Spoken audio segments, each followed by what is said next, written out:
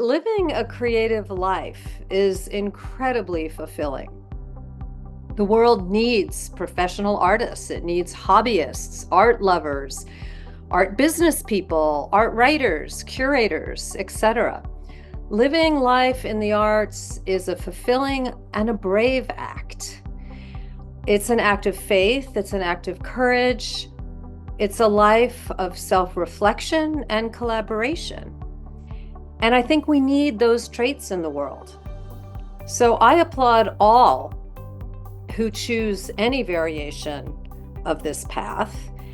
And I think it's just really important to celebrate the arts and to celebrate your place in the arts.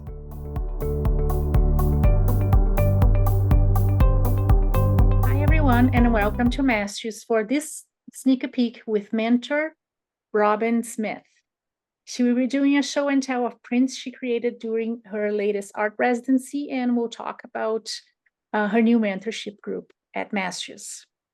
At Mastrius, we get personal feedback, teaching, advice, and support from a master artist of your choice so you can reach your goals in your style at your pace. I'm your host, Anna Zanella, and today I'm thrilled to introduce Robynn Smith. Robynn is a mixed media artist, painter, and printmaker, and she combines a variety of techniques to create her layered pieces. Her work explores dualities through physical processes as well as through imagery. Images combine with process to form content. She has taken part in many art residencies and believes that they are a great way for artists to grow. I'm really excited for us to hear more from Robynn, so I will pass it on to you. Enjoying the video? Don't forget to like, subscribe, and click the bell to be notified when new Mastrius videos are added. Hello, I'm Robynn Smith, and my Mastrius mentor group is called Image plus Process equals Content. It begins on Monday, December 9th. In this group, we will be delving into processes, materials, imagery, and content in your work, exploring the intersection between these elements. My goal is to guide emerging artists to choose and use the right materials and appropriate processes to fully develop and explore their imagery, be it representational, narrative, abstract, etc. Additionally, I will guide my group to become familiar with artist residency programs in the US and abroad. Today I'm here at Blue Mouse Studios, my home studio in Aptos, California. The studio is a great place to work and to teach, and I'm very productive here with everything I need at my fingertips. But I also find it inspiring and productive to attend artist residencies, which I tend to do at least once a year and have been doing so since 1990. I thrive in the circumstances of residencies. And in my mentor group, I will impart much information on how to apply, which ones to choose, and how to be successful while in residence. Today, I'm going to walk you through my recent 2-week residency at the Church Sag Harbor in Sag Harbor, New York. It's a terrific residency where I recently made the prints that you see here. At the Church Sag Harbor residency, I was given a private space to work and access to a magnificent etching press. I stayed in a house a few blocks from the studio and went to work each day with no distractions and no set agenda. I had no responsibilities other than to work my own way at my own pace. In 12 days, I created the equivalent of months of work in my home studio and pushed through a myriad of ideas and concepts. Photography is the source of all of my work. I begin each new series by sorting through photographs and making small collages that combine various images. In preparation for attending the residency at the church, I made tons of collages, eventually selecting particular groupings to be the source material for a series of solar plate etchings to be printed at the church. You can see that in these photo juxtapositions, they're an outline for the work that will eventually come from them. Once I put these things together, I ask myself questions. Would this grouping look better as a painting or as a print? If it's going to be a print, what kind of print is it going to be? Is it going to be a lino cut, an etching, a monotype, etc.? What size and scale does this image require? Some of these original collages will look better as paintings, and I'll move into that now that I'm home again. For example, this, which has a kitten in it, is gonna kind of look like a little kitten if it's a print. But if I make this a painting and it's 6 feet tall, it's gonna be a giant kitten. And that's gonna have a lot more impact when I juxtapose it with all of these fish and all of this fishing line. Once I determined which images to be used as solar plate etchings, I created Photoshop files. I then printed those Photoshop files out as black and white transparencies. The plates are photosensitive, so the transparency sits on the photosensitive plate. It blocks light in certain areas and it allows light to reach other areas of the plate, which then burns the image into the plate permanently. The plate is then developed in water, which creates rough and smooth surfaces in the plate. Once that happens, I take very thick, viscous etching ink and apply it all over the plate. And then I take a piece of tarlatan or cheesecloth and wipe all of that ink out. So what it does is stays in the grooves and in the rough areas, and it wipes clean in the raised, smooth areas. Soft, damp paper is then placed onto the plate. The whole thing is run through an etching press, and it creates the final print.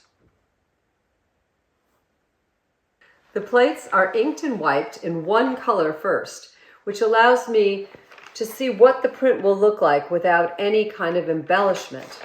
From there, I can re-ink the plate many, many times using colored inks, colored papers, and a variety of printmaking techniques to achieve my vision.